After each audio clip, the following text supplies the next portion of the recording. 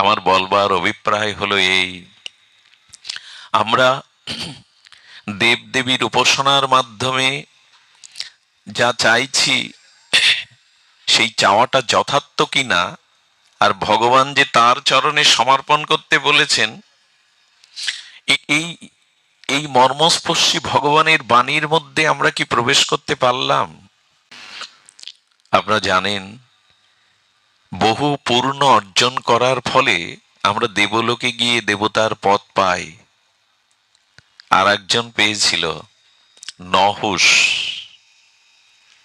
দেবরাজ ইন্দ্র অভিশপ্ত হয়ে স্বর্গরাজ্যচ্যুত হয়েছিলেন, কিন্তু একটি দেশের প্রজাতন্ত্রে তো প্রধানমন্ত্রীর পদ খালি থাকতে পারে না। রাজার পদ খালি থাকতে তাহলে অত্যাচার বেড়ে যাবে, অনাচার বেড়ে যাবে, সামাজিক অবক্ষয় আসবে। এই জন্য এই পরাক্রমশালী নহুষকে তারা দেবতাদের আসনে বসিয়ে দিল। দেবরাজ ইন্দ্র একটি পদ, সিংহাসন। উনি পৃথিবীর একজন পরাক্রমশালী রাজা হয়ে তাকে দেবতার ইন্দ্রপদে আসীন হলেন। কিছুদিন পরে শুরু হয়ে গেল সেই রোগ। মায়ার স্তরে যারা, তাদের কাম ক্রোধ লোভ পুরোপুরি যায় না। উনি বারবার বামে তাকাচ্ছেন, ইন্দ্রাণী কই? আমি ইন্দ্র হয়েছি, আমার পাশে কই? রাধে রাধে কৃষ্ণ ভক্তবৃন্দ, সনাতনী টিভি চ্যানেলটি সাবস্ক্রাইব করুন। দেবরাজ ইন্দ্রের সতীসাধ্যী শচীর প্রতি তার কুদৃষ্টি গেল। আরে তুমি বসো আমার পাশে। বলো, আমি তো পতিপ্রাণা, আমি কারো ঘরণী, আমার দিকে এভাবে দৃষ্টি দিতে পারেন না।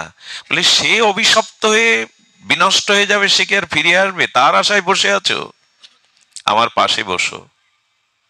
উপায় না পেয়ে এই মহাসতী, কারণ সতী কাকে বলে জানেন? যিনি নিজের পতি ছাড়া পৃথিবীর অন্য কোনো পুরুষ আছে এই ধারণা তার নাই, ইনি মহাসতী। আর সতীকে জানেন? আমার পতি ব্যতীত জগতে অনেক পুরুষ আছে, কিন্তু প্রত্যেকেই তারা আমার পিতা এবং সন্তান।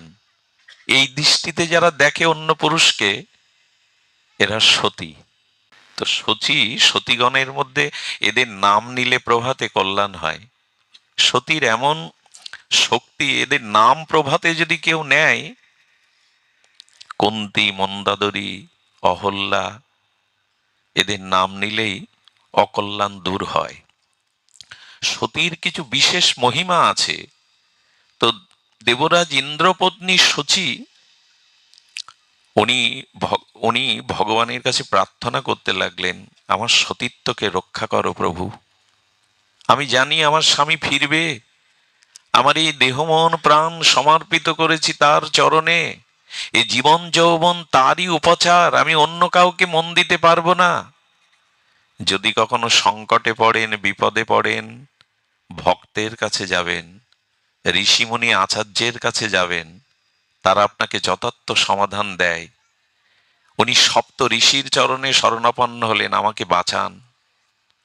দেবরাজ ইন্দ্রের পদে থেকেও পরস্ত্রীর প্রতি তার দৃষ্টি গেল। এই পদ খুব উন্নত কি? এখানে যাওয়াটা খুব সার্থকতা কি? স্বর্গে যেতে চায়। কথাগুলো আমাদের মেনে নিতে কষ্ট হতে পারে। তুমি উঠেই দেবতাদের বিপক্ষে বলতে শুরু করেছো, বিপক্ষে না। এগুলি জানা প্রয়োজন, উপাসনা তত্ত্বে জানা খুব প্রয়োজন। কোন দেবতাকে যদি কেউ নিন্দা করে, তার পূর্ব এবং বর্তমান কৃত ধর্ম নষ্ট হয়। দেবতা কেন, কোনো মানুষের নিন্দা করাটা পাপ না, মহাপাপ। এগুলো নিন্দা নয়। কিন্তু তারা এই লীলা দ্বারা, ঘটনা দ্বারা জানিয়ে দিচ্ছে যে মন কাকে দিতে হবে, সমর্পণ করতে হবে কোথায়? ভগবানকেই। যথা তরুমূলং নিষেচন, বৃক্ষের গোড়াতে মূলে জল দিলে শাখা পোশাকাকে ভিন্ন করে জল দিতে হয় না। হয় কি? ক্ষুধা থাকলে, ইন্দ্রিয় দুর্বল হলে, 5 দিন জল অন্ন সবজি যে পায়নি, তার চোখ চাইতে পাচ্ছে না, পা বড় দুর্বল, হাত উঠছে না, ইন্দ্রগুলো শিথিল হয়ে গেছে। এখন অন্ন ব্যঞ্জন কি চোখে দেবেন, চোখ দেখছে না বলে? হাতে দেবেন, হাত উঠছে না বলে? অন্ন ব্যঞ্জন দিতে হবে উদরে। উদরে অন্ন ব্যঞ্জন দিলে ইন্দ্রিয়গুলি তাদের শক্তি ফিরে পাবে। তেমনি এক ভগবানের চরণে উপাসনা করলে সমস্ত দেবদেবী আরো বেশি সন্তুষ্ট হয়, আলাদা করে তাদের আরাধনার থেকে বেশি সন্তুষ্ট হয়। তারা আরো বেশি সন্তুষ্ট হয়। তবে যে দেবদেবীর উপাসনা, একটু ধ্যান দিন, একবার উলোধনে দিন, তবে যে দেবদেবীর উপাসনা আছে এক্ষেত্রে সবাই, কারণ এখন আমরা তত্ত্ব বুঝতে না পেরে আমরা ওই বিষয়বস্তুকে নির্ণয় করতে পারি না। দেবদেবীর উপাসনা নিষেধ নয়, কিন্তু মূল কথাটি শুনুন, দেবদেবীর উপাসনা করে কোনো জাগতিক কামনা বাসনা চাইবেন না। উপাসনা করুন, আরাধনা করুন, চাইতে হবে আমায় ভগবত ভক্তি দাও, আমাকে শুদ্ধ ভক্তি দাও, যাতে এই জন্ম মৃত্যু চক্র অভিশাপেতে আমি নিষ্কৃতি পাই। জাগতিক কোনো ক্ষুদ্র কামনা বাসনা দেবদেবীর কাছে চাইবেন না, চাইতে হবে কৃষ্ণ ভক্তি দাও, ভগবত ভক্তি দাও। এটাতে দোষ নাই, তারা আপনাকে এই পথটুকু এগিয়ে দিতে পারে, কৃপা করতে পারে। আদ্যা শক্তি দেবী ভগবতী যোগনিক কোটি পরিবৃতা বৈষ্ণবী শক্তি কতজনকে যে কৃষ্ণ ভক্তি দিয়েছেন। আমাদের গোবিন্দ দাসকেও তো মা এগিয়ে দিলেন, ভজ হরে মন শ্রীনন্দের নন্দন অভয় চরণার বিন্দরে। এই পদকর্তা আগে মাতৃ আরাধনাই করতেন। একদিন নদীতে ভেসে যাওয়া একটা পদ্মকে তুলে তিনি মায়ের চরণে দিতে গেলেন। মা বললেন, ওটা আমার প্রভুর চরণে প্রসাদী ফুল, ওটা আমার চরণে দিও না, আমার হাতে দাও। আমাদের চণ্ডীদাস তিনিও মাতৃ আরাধনা করতেন। পরবর্তীতে, আচ্ছা, তো যারা মার আরাধনা করে সবাইকে মা এগিয়ে দিল না কেন, কৃষ্ণ ভক্তি দিল না কেন? বললেন, মাও বোঝেন যারা আমার চরণে শুধু ভক্তির জন্য আরাধনা করে তাদেরকেই কেবল পাঠান। কামনা বাসনা দেবদেবী পূরণ করতে পারে, এটি তারা দিতে পারে। আর দেবতা বলতে আমরা যে ৩৩ কোটি বুঝি, সূর্য, বায়ু, অগ্নি, এগুলি আমরা দেবতা। এই দেবতার, ভগবানের এক একটি বিভূতি শক্তি। একটি রাষ্ট্রে যেমন সংসদে যিনি প্রধান থাকেন তিনি যেমন বিভাগকে ভাগ করে দেন, স্বাস্থ্য বিভাগ, আইন বিভাগ, তেমনি ভগবানও জগৎ কল্যাণে, জীবের কল্যাণে তারই শক্তি বিভাজন করে এদের মধ্যে দিয়েছেন জগতের কল্যাণের জন্য, শুধু আমাদের কামনা বাসনা পূরণের জন্য নয়। বায়ু না থাকলে, অগ্নি না থাকলে, সূর্য না থাকলে আমরা বাঁচতে পারি? এদের প্রয়োজন, কিন্তু এই সব প্রয়োজন গোবিন্দকে পাওয়ার জন্য, সব প্রয়োজন ভগবত চরণে শুদ্ধ ভক্তির জন্য, যেন অন্য পথে না যায় আমরা। নহুষ দেবতার আসনে বসে শচীর প্রতি তার কুদৃষ্টি গেল, সপ্ত ঋষির কাছে প্রার্থনা করলেন, বাঁচান আমাকে। সাধুর কাছে পরামর্শ নিতে হয়, তত্ত্বজ্ঞ ভজনশীল মহাপুরুষের কাছে সমস্যা তুলে ধরতে হয়, কারণ তারা জীবের ব্যথায় ব্যথিত হন, জীবের পরহিতের জন্য তাদের জীবন সমর্পিত। তারাই তো সাধু, যারা পরের দুঃখে, যাদের হৃদয় দ্রবীভূত হয়, পরের দুঃখকে দূর করবার জন্য জীবনে যারা ব্রত করেছেন, সংকল্প করেছেন সর্বভূত হিতেরতা, এরাই সাধু। এই জন্য ওরা আপনার সমস্যাটাকে নিজের সমস্যা মনে করে অনুভব করে। সপ্ত ঋষি বললেন, যাও মা, ভয় নাই।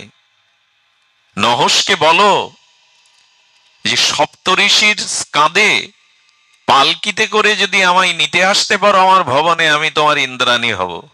কি বললেন প্রস্তাবনা? সপ্ত ঋষির স্কন্ধে করে যদি পালকিতে করে আমায় নিতে আসতে পারো, আমি আপনার সত্ত্বে রাজি আছি। এই নহস গিয়ে সপ্ত ঋষি, আপনারা জানেন, অস্ত্রী, অত্রি, পুলস্ত, বশিষ্ঠ, ভৃগু, এরা সাধারণ না, ভগবানও এদের বন্দনা করেছেন। এরা আমাদের নিখিল শাস্ত্রাবলী জগতের হিতার্থে তপসাধনার দ্বারা, উপলব্ধির দ্বারা লিখে গেছেন। ভগবানও এনাদেরকে সম্মান করেন। তো সেই ঋষিকে গিয়ে বলছে, দেখুন দেবরাজ ইন্দ্রে পদে বসেও তার দুর্দশা দেখুন, কি বলছে, এই ঋষির দল, এই বুড়োর দল, বসে বসে কি জপ করছো, পালকি নাও, ইন্দ্রাণী আনতে যেতে হবে। মানুষের ভিতরে যখন কামনা আসে, বাসনা আসে, তখন তার স্মৃতি বিভ্রান্ত হয়ে যায়।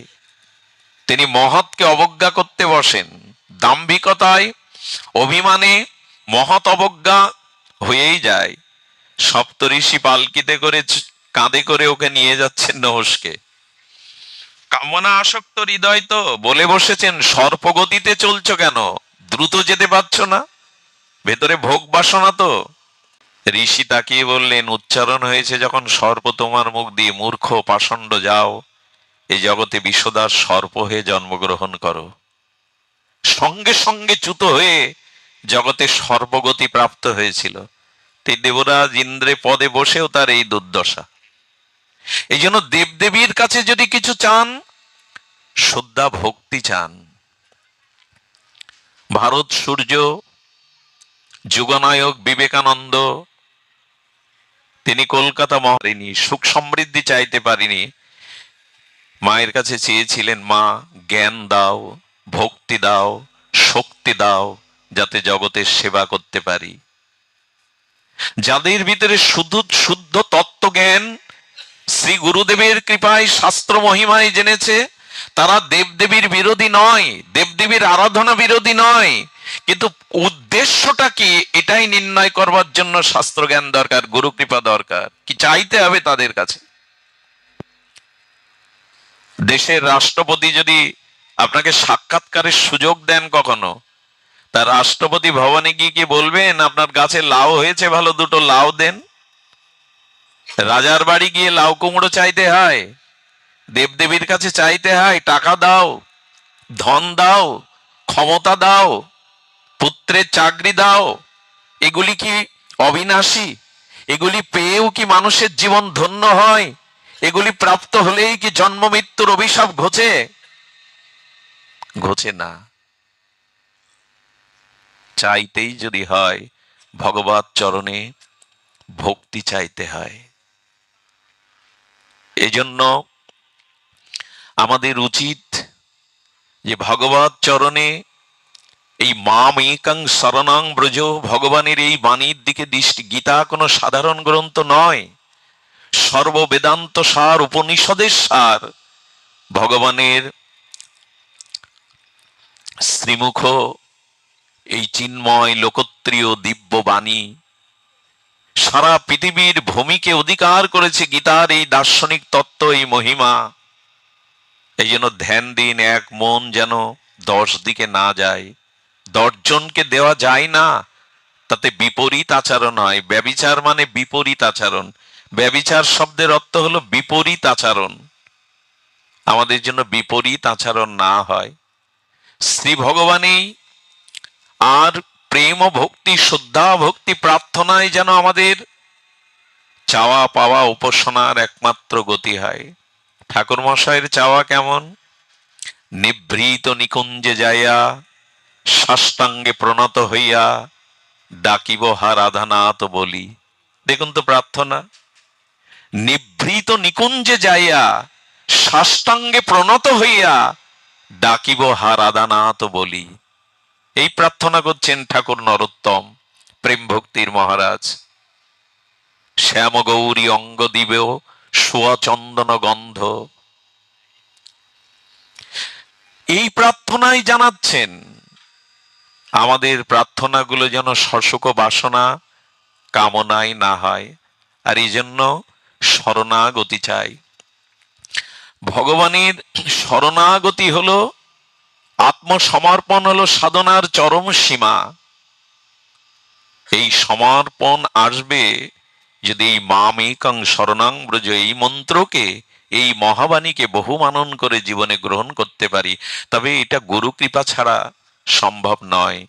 বিশেষ কোনো মহতের কৃপা, দুর্লভ সাধু সঙ্গে আর নিরাগ বক্তার মুখে যদি হরিকথা শ্রবণের সিদ্ধান্ত জানতে পারি, তখনই এই উপলব্ধি হবে, এক মন 10 জনকে নয়, এক জায়গায় সমর্পণ করা উচিত। চাওয়া পাওয়ার জন্য সাধন ভজন নয়, ভগবানের নিজেকে সর্বস্ব সমর্পণের নামই হলো ভজনের চরম সীমা। এই সমর্পণ কাকে বলে? ছোট পণ্ডিত পাশে বসে ও সুন্দর করে বোঝাতে পারে। আমার এই অসুস্থ শরীরে সারা জীবন অনিয়ম করতে করতে স্মৃতিশক্তি লোপ পাওয়ার উপক্রম। তো ভাগবতে কি বলছে শুনুন, গোস্বামীগণ কি বলছে শুনুন। এই শরণাগতি আসতে গেলে 6টি লক্ষণ বলেছেন, একটু ধ্যান দিতে হবে। আনুকূল্যস্য সংকল্প। দেখুন, ভগবানে মন সমর্পিত করে আত্মসমর্পণ পূর্ণ সমর্পিত হতে গেলে আত্মনিবেদিত আত্মা হয়ে এই জীবন যৌবন ইহকাল পরকাল যা কিছু নিজস্ব সবকিছু তার চরণে পূর্ণভাবে এই যে আত্মসমর্পণ, এই আত্মসমর্পণ করলেই কেবল আমরা নির্ভয় হতে পারি। একটু বলে রাখি, আনুকূল্যস্য সংকল্প বলবার পূর্বে, যদি জীবন ভগবত চরণে পূর্ণ নিষ্কপটে সমর্পণ করতে পারেন, আমি বলবো পৃথিবীতে তখনই কেবল আপনি নির্ভয় হতে পারবেন। এই যে ভয় আমাদের তাড়া করছে না, মৃত্যু ভয়, শত্রু ভয়, জরাব্যাধির ভয়, এই ভয় থেকে নির্ভয় হওয়ার মূল মন্ত্রই হলো ভগবত চরণে পূর্ণ আত্মসমর্পণ। একটু দৃষ্টান্ত দেই। একটা 2 মাসের 5 মাসের 6 মাসের শিশুকে উপরে ছুড়ে দিলে আনন্দ হওয়ার কথা? আনন্দ হওয়ার কথা কি? ভীতি হওয়ার কথা, ত্রাস হওয়ার কথা। কিন্তু মা যখন তার স্নেহের শিশুকে কোলে তুলে উপরে ছেড়ে দেয়, শিশু খিলখিল করে হাসতে থাকে। এর কারণ কি? এর কারণ সে জানে আমার স্নেহময়ী মা নিচে আসে আমাকে পড়তে দেবে না। শুধুমাত্র মা তাকে ধরবে, পতন হতে দেবে না। এই সমর্পণ করায় ছুড়ে দিলেও সে খিলখিল করে হাসতে থাকে, ভয় থাকে না। ছুড়িয়ে দিয়ে দেখবেন ছোট বাচ্চাকে খিলখিল করে হাসতে থাকে, জানে ধরার কেউ আছে। সুধীজন, সন্তানকে যখন হাঁটি হাঁটি পা পা করে মা হাঁটতে শেখায়, মা দেখবেন পিছনে হাঁটে। মা পেছনে হাঁটে এই জন্য, নিজে পেছনে হাঁটলে ওকে হাঁটা শিখে এগিয়ে আনা যাবে না। মা পেছনে হাঁটতে থাকে। সন্তান পড়ে যাওয়ার উপক্রম হলে পড়তে দেয় না, মা গিয়ে জড়িয়ে ধরে। একটা স্নেহবতী স্নেহবৎসলা মায়ের যদি সন্তানের প্রতি এই লক্ষ্য থাকে, তাকে না পড়তে দেয়, তবে ভগবান যে বলেছেন ন মে ভক্তা প্রণশ্যতি, আমার ভক্তের বিনাশ নেই, মা ভয় করো না, হ্যাঁ আমি তোমার পাপ তাপ মুছে দেব, এই বাণীর প্রতি আমরা সমর্পণ করতে পারবো না? কিছু মনে নেবেন না, বিশ্বাস আমাদের অন্য জায়গায়, কিন্তু ভগবানের এই বাণীর প্রতি আসেনি। আচ্ছা, যারা ক্ষৌর কর্ম করতে যায়, আমরা গলায় কি ধরে? ওরা খুর ধরে। তখন ওর প্রতি বিশ্বাস রেখেই তো খুর ধরতে দিয়েছে, যেন ঘোড়ায় খুর চালাবে না, আমার গলা কাটবে না, এই বিশ্বাস করেন কিনা? খুরের সামনেও বিশ্বাস করলেন আমার গলায় খুর বসিয়ে দেবে না। আর ভগবানের এই বাণীর প্রতি বিশ্বাস এলো না, আমাতে সমর্পণ হও, তোমার আর চিন্তা নেই, আমি তোমার দায়িত্ব নিলাম, এই বিশ্বাস নাই। যারা যারা হোটেলে খেতে যান, হোটেলে ওই খাদ্যের মধ্যে কি দেওয়া এটা আমরা জানি না, কিন্তু বিশ্বাস করি তো যে এই খাদ্যে বিষ। অজানায় খাচ্ছেন তবু তাকে বিশ্বাস করলেন। আচ্ছা, ডাক্তার যখন ওটিতে গিয়ে ছুরি বুকের কাছে ধরে, বিশ্বাস করেন তো যে এই ডাক্তার সুস্থ করার জন্যই ছুরি বুকে চালাচ্ছে? ওই তখন তো অবিশ্বাস করেন আমাকে মেরে ফেলবে। পরিবহনে যখন ঢাকায় যান, ওই ড্রাইভার কোন বংশে জন্মেছে, বিএ পাস কি এমএ পাস, এসব খোঁজ নেন। বিশ্বাস আছে এই ড্রাইভার আমাকে রাজধানীতে। ড্রাইভারকে বিশ্বাস করলেন, নরসুন্দরকে বিশ্বাস করলেন, হোটেল বয়কে বিশ্বাস করলেন, ডাক্তারের ছুরিকে বিশ্বাস করলেন, আর ভগবানের এই বাণীতে বিশ্বাস এলো না। মামেকং শরণং ব্রজ অহং তং সর্ব পাপেভ্য মোক্ষায় স্বামী মা শুচ। ভয় নাই। আজ আমাদের এত ভয় কেন? নির্ভরতা নাই। আমাদের রাজস্থানের রাজপুত, তখন ব্রিটিশ আমল, ইউরোপ থেকে বিয়ে করে, বাঙালি মেয়ে বিয়ে করেছে, জাহাজে করে আসছে ভারতবর্ষে। উতাল পাতাল তরঙ্গে জাহাজ ডুবো ডুবো, বিপদ সংকেত সাইরেন বাজিয়ে দিয়েছেন, জাহাজ যে কোনো মুহূর্তে ডুবে যেতে পারে। এই রাজপুত, তার কোমরে তলোয়ার, খাপের মধ্যে তলোয়ার, কিন্তু এরা বড় ভগবত বিশ্বাসী, ভগবানের ধ্যানে বসে গেছেন। নবপরিণীতা বধূ, সুন্দরী বধূ ডাকছে, লোক বাঁচবার চেষ্টা করছে, আপনি চোখ বন্ধ করে ধ্যান করছেন, উত্তর দিচ্ছে না। যখন বারবার এই প্রশ্ন করছেন, খাপ থেকে তলোয়ার বের করে ওর গলে ধরেছে, নবপরিণীতা বধূর গলে। তোমার ভয় হচ্ছে আমি তলোয়ারই ধরেছি? বলে ভয় হবে কেন, আপনি তো আমার জীবন দেবতা, পতি, আপনি আমার গলা কাটতে পারেন না। বলে ধারালো তলোয়ার গলে ধরলেও যদি তোমার বিশ্বাস থাকে যে আমি তোমার পতি দেবতা, আমি তোমার গলা কাটতে পারি না, আমার একজন পতি আছে, আমি তার বিশ্বাসেই বসে আছি এখানে। ওই দিন জাহাজ ডুবিনি, ভরসাটা তো করুন। এত ভয়, এত যন্ত্রণা কেন? বারবার এই জন্ম মৃত্যু চক্রে, এই ভয়ের মধ্যে, মৃত্যুর অভিশাপের একটাই কেবল মামেকং শরণাং ব্রজ, তার চরণে যথাযথ শরণাগতি আসছে না। শরণাগতির লক্ষণ আমরা পরে বলছি। এটা ছাড়া উপায়ও নেই বর্তমানে, এটা ছাড়া কোনো উপায়ও নেই।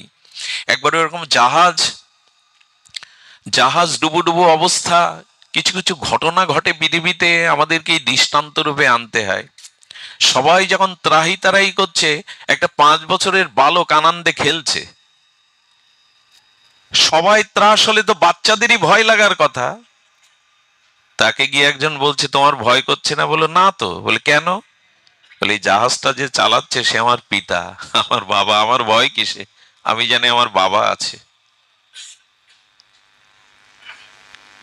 পঞ্চপাণ্ডবের একটা আঙুল কাটতে পারতো না? ওরা 100 ভাই মারা গেল, পঞ্চপাণ্ডবের একটা পা ভাঙলো না? বলো ভাঙবে কি গো, সমর্পণ করে দিয়েছেন তো গোবিন্দকে, ওদের ঠ্যাংকে ভাঙবে? ন মে ভক্তা প্রণশ্যতি, আমার ভক্তের বিনাশ নাই। গীতার এই মহাবাণী, ভগবানের এই দিব্যবাণী, কোথায় আমাদের আস্থা, কোথায় আমাদের বিশ্বাস? এই জন্য এই সংঘর্ষময় পৃথিবীতে, এই উত্তপ্ত পৃথিবীতে, এই জরা ব্যাধি মৃত্যুর ভয় কবলিত জীব আমরা, আমরা ক্ষুদ্রা থেকে অতি ক্ষুদ্র। আমাদের উচিত হলো একমাত্র ভগবানের এই শরণাগতি নেওয়া। শিশু যদি একবার মায়ের স্তনে দুগ্ধ পান করে মায়ের স্নেহের বুকে উঠতে পারে, এই শিশুকে কে ভয় দেবে? পৃথিবীতে এমন কোন শক্তি নাই, মাতৃস্তনে পানরত স্নেহময়ী মায়ের বুকে সন্তান উঠলে তাকে কে ভয় দেবে? ভয় পায় না সে। ভগবানের চরণে নিজেকে সঁপে দিন, দায়িত্ব আপনার নয়, দায়িত্ব তার। আমরা যাদের প্রতি ভরসা করি, কেউ এগিয়ে আসবে না। রাজা, মন্ত্রী, অর্থশালী, বিত্তশালী, তারা নিজেরাই নিরাপদ নয়। আরে দেবতারা আপনাকে কি অভয় দেবে? দেবতারাও নিরাপদ নয়, ওষুধদের দ্বারা তারাও স্বর্গরাজ্য হারায়। তা কার কাছে আপনি নিরাপত্তা চাইছেন? কথাগুলো একটু জোর হয়ে যাচ্ছে যাতে হৃদয়ে কথাগুলো স্পর্শ করে। তারাও নিরাপদ নয়, তারাও মৃত্যু কবলিত, তারাও স্বর্গরাজ্যচ্যুত হয়। কার কাছে যাব? ভগবানের শরণাপন্ন হন, এটা ছাড়া দ্বিতীয় কোনো পথ খোলা নেই। শরণাগতির 6টি লক্ষণ সাধুমুখে যতটুকু শুনেছি, শ্রী গুরু মুখে, আমাদের ছোট পণ্ডিতের মুখে, তার সামান্য একটু তুলে ধরি। আনুকূল্যস্য সংকল্প, এটি শরণাগতির 6টি লক্ষণের প্রথম লক্ষণ। এক এক করে একটু শুনুন। ভগবানের প্রীতি সুখকর সেবা, তাৎপর্যময় অনুকূল বিষয়কে গ্রহণ করতে হবে। আপনি যে আরাধনা করছেন, আপনি যে দীক্ষা শিক্ষা নিয়েছেন, ফুল জল ভগবানকে অর্পণ করেন, এটা তার অনুকূল সেবা হচ্ছে তো? তাতে তিনি সুখ পাচ্ছেন তো? তাতে তার আনন্দ হচ্ছে তো? শরণাগতির এটাই লক্ষণ, আনুকূল্যস্য সংকল্প, অর্থাৎ ভগবানের অনুকূল বিষয়গুলিকেই আমি কেবল গ্রহণ করব, যাতে তার প্রীতি হয়, সুখ হয়, তিনি আনন্দ পান। আচ্ছা, কোন সন্তান তার পিতাকে বড় ফ্ল্যাট কিনে দিয়েছে, 28 ইঞ্চি রঙিন টিভি সেট করে দিয়েছে, স্বর্ণ থালায় বা তাকে অন্ন দেয়, তার অভাব কিছু রাখিনি, সেবিকা পরিচারিকা রেখেছে, অথচ সেই সন্তান পিতার কথা মতো আদেশ পালন করে না। এতে পিতার এই জাতীয় ব্যবস্থা করেও পিতা মনে মনে সুখী হবে তো আপনার প্রতি? পিতা চায় আমার আদেশ নির্দেশ আদর্শ মতো আমার সন্তান পরিচালিত হোক। আপনি পিতার আদেশ মানেন না, অথচ পিতার সুখের জন্য সব ঘর ভর্তি করেছেন। এতে পিতার সুখ হয়? ভগবানের জন্য বললেন, আমার অনুকূল বিষয়গুলিকে গ্রহণ করো, আমাতে যাতে সুখ হয়, আমি যাতে আনন্দ পাই, সেই জিনিসগুলোই গ্রহণ করো। আমরা সেদিকে লক্ষ্য করি তো যে তিনি কিসে খুশি হন, তিনি কিসে আনন্দ পান? গোবিন্দ বলেছেন, আমি সব থেকে আনন্দ পাই কখন জানো? যখন তোমরা সংসারের পিছনে না দৌড়ে আমার পিছনে দৌড়াও। এই যেমন আপনারা ঘর বাড়ি ফেলে এই শীতার্ত রজনী ছেড়ে দৌড়েছেন গোবিন্দের পিছনে, এই সময়টাই ভগবানের আনন্দ হয়। রাধে রাধে কৃষ্ণ ভক্তবৃন্দ, সনাতনী টিভি চ্যানেলটি সাবস্ক্রাইব করুন। আর কখন আনন্দ হয়? যখন সাধুগণ মিলিত হয়ে শ্রী ভগবানের অসমাদ্য মাধুর্যময় নামরূপ লীলা কথা শ্রবণ কীর্তন হয়, তখনই ভগবানের সব থেকে বেশি আনন্দ হয়। সকলে মিলে একত্রিত পরম্পরা শ্রদ্ধান্বিত হয়ে যখন আমরা শ্রবণ কীর্তন করি ভগবানের এই নাম রূপ লীলাগাথা, এটি ভগবানের সব থেকে পরমানন্দ। আর এই জন্য তো বলেছেন, কলিযুগে আমাকে কোথাও না পাও, আমার ভক্তগণ মিলিত হয়ে যেখানে আমার নাম গুণাগুণ সংকীর্তনাদি করছে, সেখানে আমাকে পাবেই নিশ্চিত। সেখানে আমাকে পাবেই, অন্যখানে না পেতে পারো, এইখানে পাবে। নিজে মুখেই তো বলেছেন, নাহাং বসামি বৈকুণ্ঠে যোগিনং হৃদয়ং নচ মদ ভক্ত যত্র গায়ন্তি তত্র তিষ্ঠামি নারদ। বৈকুণ্ঠে ভগবানকে সবসময় পাবেন না। যোগীদের হৃদয়ে ধ্যানের সময় তিনি থাকেন, সব সময় থাকেন না। কিন্তু আমার প্রিয় ভক্তগণ, শুদ্ধ ভক্তগণ একত্রিত হয়ে যেখানে আমার নাম রূপ গুণাগুণ করছে, সেখানে আমাকে পাবেই, এটা নিশ্চিত।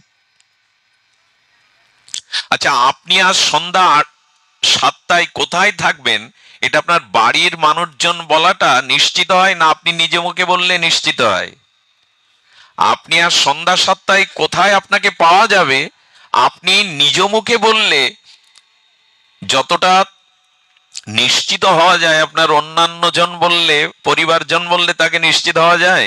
তো গোবিন্দই তো নিজে মুখে বললেন, কলিকালে আমাকে বৈকুণ্ঠেও সবসময় পাবে না, যোগীদের হৃদয়েও আমাকে সবসময় পাবে না, আমার ভক্তগণ মিলিত হয়ে যেখানে হরিকথা গুণাগুণ করছেন, সেখানেই তুমি আমাকে পাবে, ওইখানেই খুঁজো।